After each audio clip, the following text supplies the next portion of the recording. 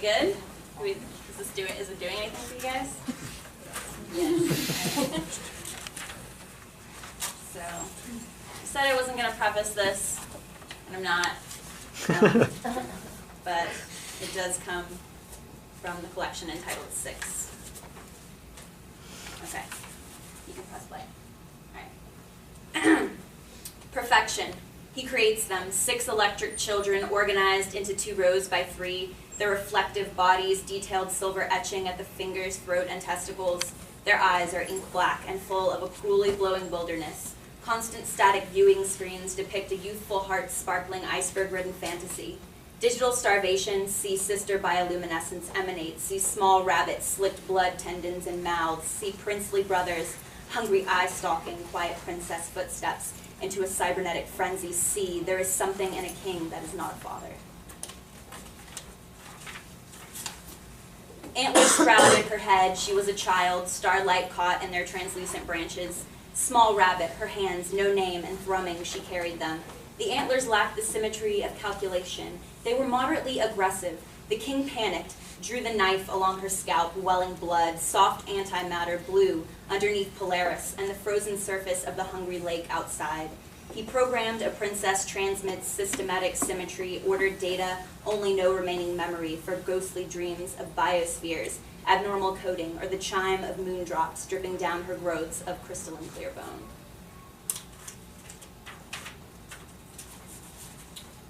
Umbilical time, the singing water lilies rise from lake bottom and scraping stiff petals against pink quartz of her window frame, yelping soft snuffles.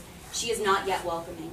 The princess watches small rabbits parade sensible fashion across the snowing gray of an antique television screen and violet. 6 brothers, slipping fingers into sharp ridge, hollow mouths, water, silver mercury, and wanting, coil ghostly wing folds close around the small of her darkening cluster. Cracks networking black across face terrain of their cruelly lavish symmetry.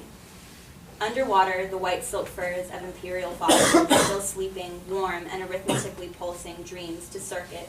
Lunar forest pines sound the distance, shaking icicles like gravitational and chimes, like iridescent knives.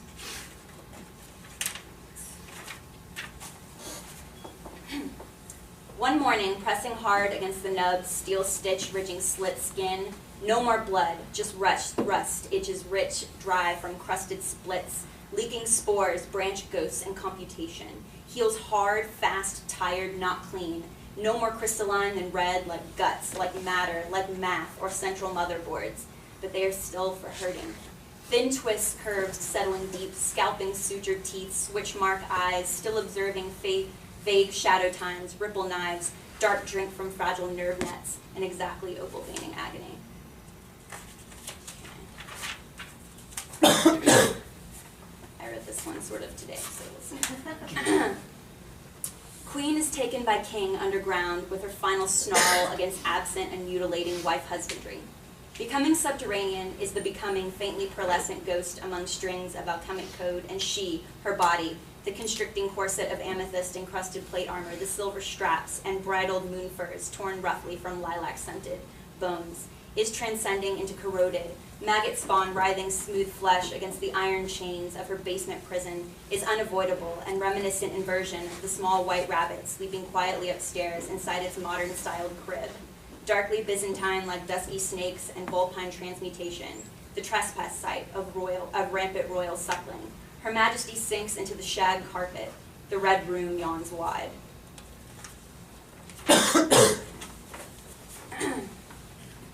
Witch breath, distorting waves of heat and anti-science. A breeding virus circuitry, hacking into the most advanced system of kings. The dominant king pants into a small mouth, electronically signs the documents, and waits for his mail-order bride.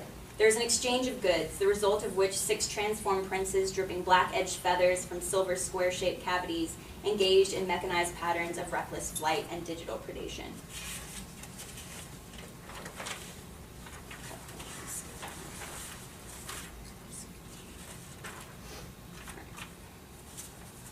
Scratching aches the tiny phantom blossoms itch, yearning stitches sliced from wires, where her princess fingers rake the trauma queen, code traveling adjacent, where the land and snowy gemstones bury furniture with every automated prince, and blackening they cloud pine for their sealess windows and a fiery spindle sick to needling for the maiden wrists of a princess crowning laurels with the ringlets of her twilight hair.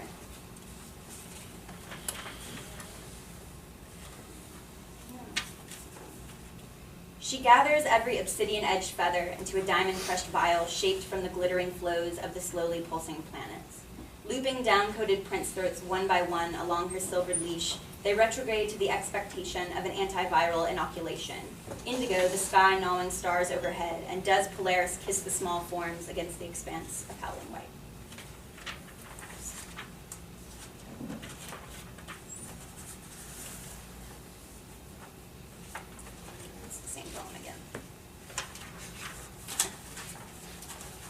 The shadow city where she returns, a natural home, unsettled, stitch silent, six-pack of princes flying rampant years, and no forest lake holds itself still under modern and plastic furniture. Sliding lonely into mirrored water, princess knots into lustrous lotus women, surfacing aqua hair, long dripping rivulets down black diamond eyes, lush breasts, snarling diadems of milky teeth, wet and throats like frozen bells. They embrace slow, run soft tongues gently over spectral antlers, bruise budding, full of vessels, nutrients, and bloody. Pull her under, pretend a many-bodied mother. Thread her loose lavender curls with flowering pearls, mollusks, every shining detritus.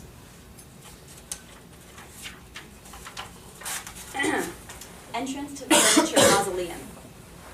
The forest wears a crown of ghost kings crawling entrails into corners, precious pet of the infection, silver slivers skitter pretty fuck into the convex code, his leaking stalks to mouthing, upper floors sheet dust encompass, spiders bursting from machine aorta, sleeping elk heart taxidermy, eyeless sweet and mounting plastic, Ottoman disease, the urine froth, digital seepage worm.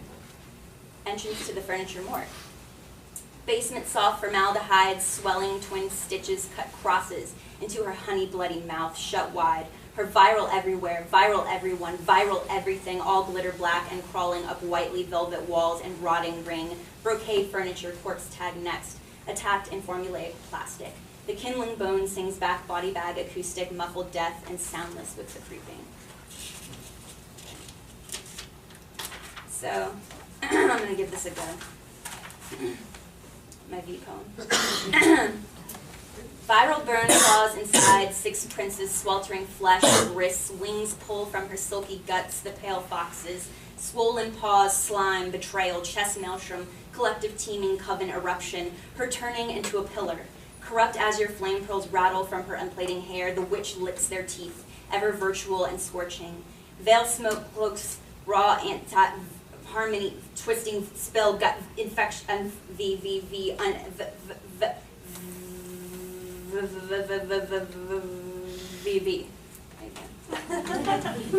was good. Alright. Just a couple more. Careful knife to tiny hands, she can only cut one single hand at once. Her six brothers devour all of the serrated skin, throating wetly the blooded stump, fanging hotly whitened nails into the maiden's wrist, replacing with melted steel and plasma, silicone sheaths, miasmic petting, honey, and attractive trills.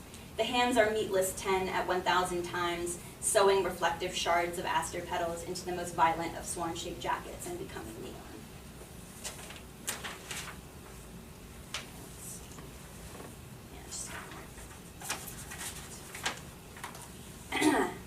Silicone fingers capped with needles are bees, pollinating electric flowers, bruising into little sweaters, feathered throats and endless wings for sister blood, and necklaces of little princess finger bones. Tiaras of her flowering metacarpal joints are circling overhead. The hands begin to dream of greater things. Atlantean veranda railing, canary facets shaping diamond, and the smallest ripened strawberries. The hands are conscious of their own desires. The hands are ready for attacking.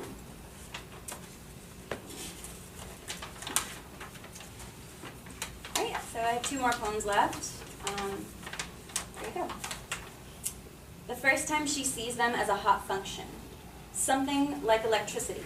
Something like rebellious hand invasion, self-aware, and AI error on utility, when down and stroking tenderness, her thighs, soft underbelly, crease, jaw, and throat. Something like eroticism, like exoticism, like exorcism, like X, like night, edge tilting into dark matter, marrow-scented universe, cold and fresh, vacuum-spaced inside a decaying bioluminescent sphere, transparency, wing throbs, emerald, hungry, hurting, calculate, encroach, decay, rubs toothy gnaw against the seamless void. And then the last poem.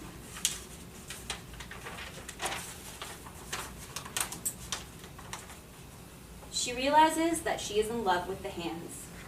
She has always been in love with the hands. She runs away with the hands, and wetware swans, her brothers, remain icy feathered clockwork, better dark and cool and avian. The mechanized freedom of their pattern flight creates an endearing quality of expectation and fulfillment. Tiny tiaras always rebuild themselves, small hands always seek increasing opulence, electric children prefer the invisible cage of the encroaching virus. The princess and the hands run away to meet space. The princess and the hands become an alternate reality. The princess and the hands exist ad nauseum in black and white forests, scraping bloody velvet vessels from ghost antlers with their fingernails. Infinite. Thanks, guys.